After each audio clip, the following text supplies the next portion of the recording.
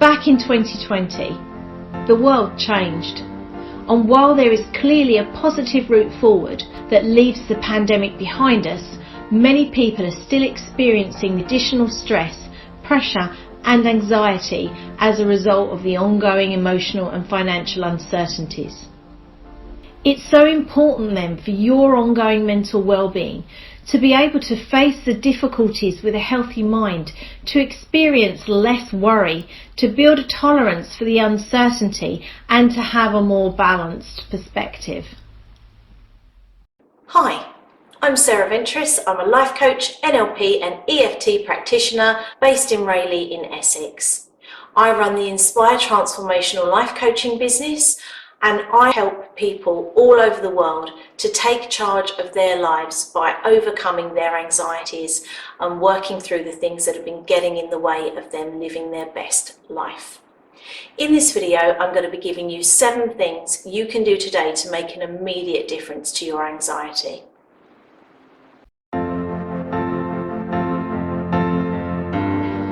When you strip it right back, anxiety is an ongoing feeling of fear or uneasiness.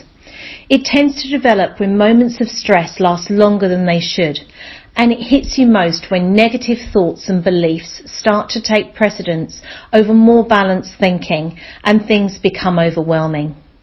Even before the pandemic, mental health was being recognised more and more as something to be aware of and take care of.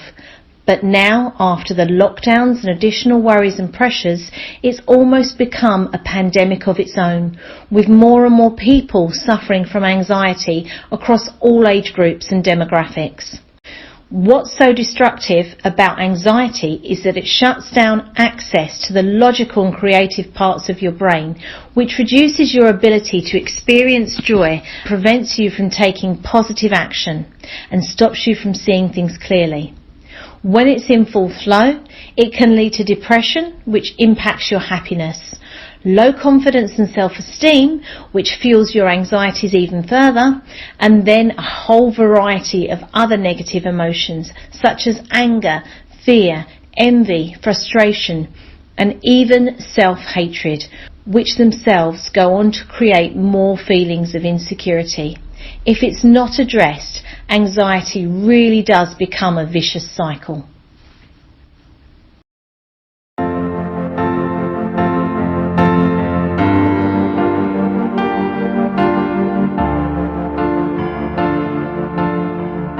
We all experience negative thoughts, and quite often it shows up as a voice inside our head that holds us back from acting confidently and achieving what we want.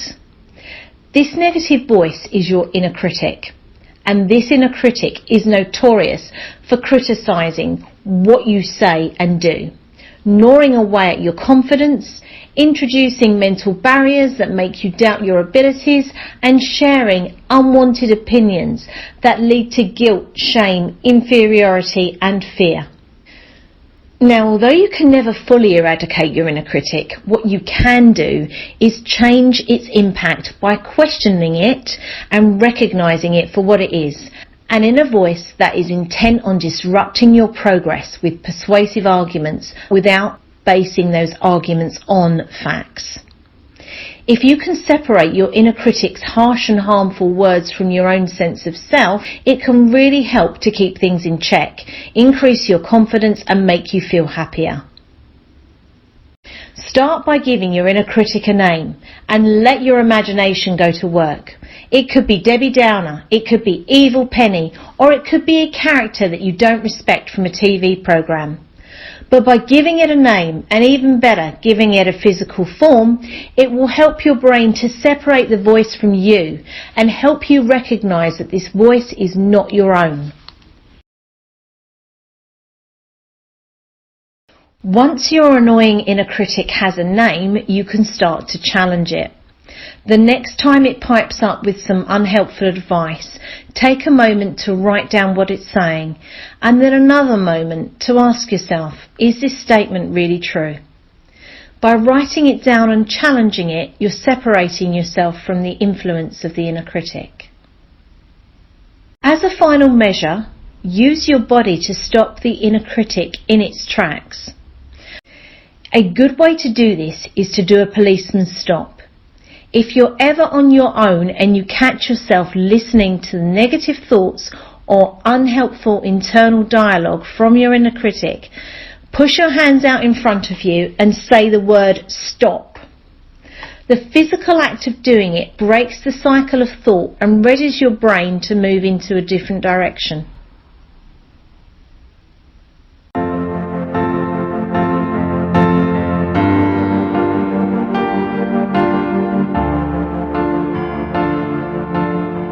The second step is to breathe deeply and relax. This allows your nervous system to calm down, which in turn tells the brain that it's safe and free from any immediate physical dangers. 4-point breathing is a really good technique. Start by exhaling or breathing out to a count of 4. Then hold your lungs empty for another count of 4.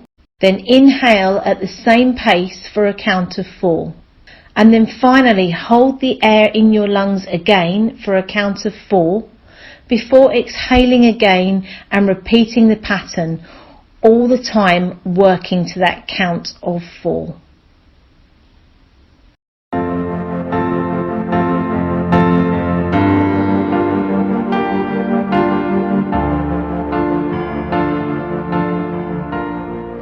When you go about your life consistently doing the same things, thinking the same thoughts, and behaving the same way, you actually limit your ability to change, grow and develop. And as a result, your life will stay pretty much the same. If you want to move forward and progress, then you need to take the first step in making a change. This can be extremely powerful in tackling anxiety. Now, one thing you will want to consider is how you set goals and go about achieving them. There are specific techniques you can employ, like understanding your motivations, focusing on specifics, setting smart objectives, and managing your time effectively. These things will come later. But for now, what's important is that you start to commit to making a change, no matter how small that is. One proven technique is to start by making your bed. Simple as that. Before you leave the room, before you have breakfast, before you reward yourself with a coffee, make sure you make your bed. Making your bed as your first activity of the day seems like a small inconsequential action, but what it does is it changes your routine. It gives you immediate feedback that you can do things differently. And it sets you up for achieving during the day because you have already started out by completing a task. Remember, action changes things, so make making your bed your first small change.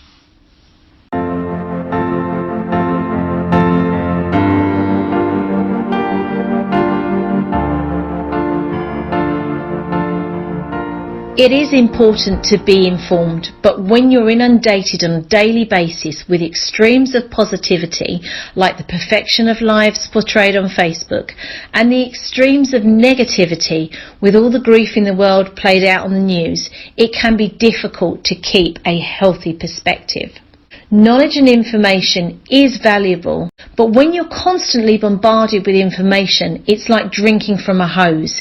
It's too much, and you can quickly find yourself overwhelmed. Decide how much social media you want to see in a day or a week to stay informed, and then limit yourself to just a certain amount of access at a set time per day. To help you stay on track, turn off your notifications to remove the temptation of distraction. Then do the same with your exposure to the news.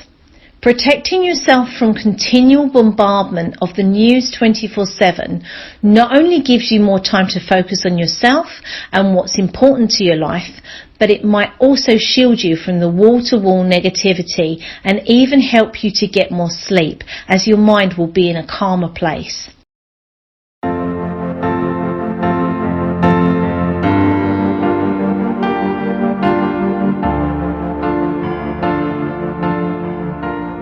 It's true that just 5 minutes of aerobic exercise can begin to stimulate anti-anxiety feelings.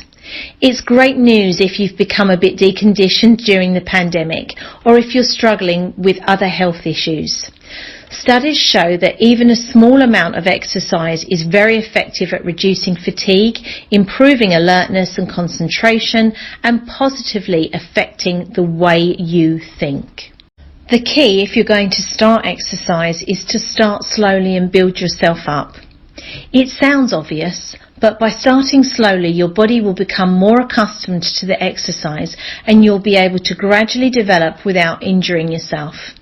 And from an anxiety perspective, sometimes even a 10-minute walk can be as useful as a 45-minute workout. It's all about just making a start. So 2 things to consider. Firstly, make sure you find an exercise that you do enjoy, so you are more likely to create a healthy habit. Do remember though that it may not be so enjoyable at the very beginning, so give yourself time to find your way into it. Secondly, if possible, see if you can find an exercise buddy. Not only does the connection add to the fun of the exercise, but connecting with another person also directly helps with anxiety. You're more likely to stick with something new if you've made plans and you're being held accountable. Then finally, measure your progress. Tracking your progress not only motivates you towards achieving a specific goal, after all what gets measured gets done, but it also gives you positive feedback. Whether it's the distances you're covering, the muscle tone you're increasing, the weight you're losing, or the time you are able to exercise, keeping track helps to reinforce the journey you are taking and helps you build positive habits.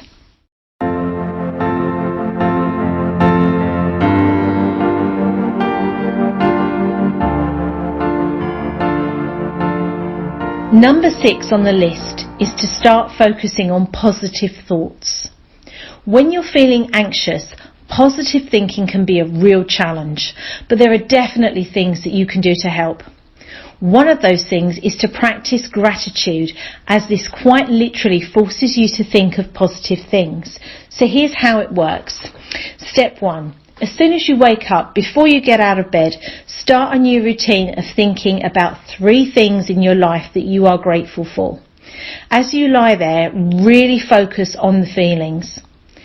Practicing gratitude only needs a few minutes each day to make positive change, and it's effective because it rewires your brain to produce more positive connections and emotions. It's proven that doing this for 21 consecutive days will significantly help shift your thinking. Step 2. Consider keeping a gratitude journal. Start to notice the things around you that you are grateful for throughout the day. Then write them down, taking time to really take on board the good things that are happening, as this combination really helps to entrench them in your mind.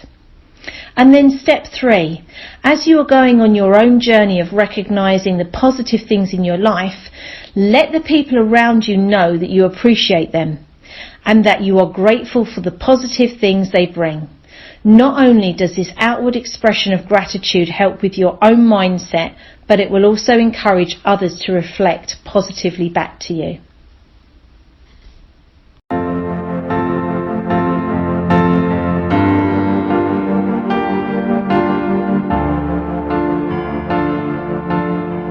Now finally, as a strong and ongoing cure for anxiety that goes beyond tackling symptoms and really sets you up to make a difference, consider getting some help. The best cures for anxiety are balance and perspective. And balance and perspective can be best found by talking to people. When you're feeling worried or concerned, sharing problems, discussing thoughts and bouncing ideas can be a perfect remedy. It's always good to talk. So connect with your friends or your family whenever you can, even if it's a phone call or using an online video platform like Facebook, FaceTime, WebEx, Zoom or WhatsApp. Do make sure that you are regularly reaching out to people around you and focus on trying to have some fun conversations where you can make each other laugh. For whatever reason, if reaching out to people around you isn't working, or if you want to make more sense of any anxieties you're going through, or learn how to maintain a more balanced perspective moving forwards, then do consider talking to a professional. Professionals are trained to listen and to understand and to help you understand why you feel the way you do and how you can take positive steps that will make you feel better. Thanks for watching the video. I hope you've enjoyed it. Remember, all the steps that have been given to you in this video have been scientifically proven to help relieve anxiety. Now, while these tips are going to help you, it's really important that you get to the bottom of why you feel the way you do and how you can use your own resources to make some positive, lasting changes. Anxiety doesn't take care of itself. So if you're interested in finding out more information, please visit my website at www.inspire.coach. The link is in the description below the video. As an added bonus, if you go to the website, you can download a free workbook which captures everything we've talked about in the video today.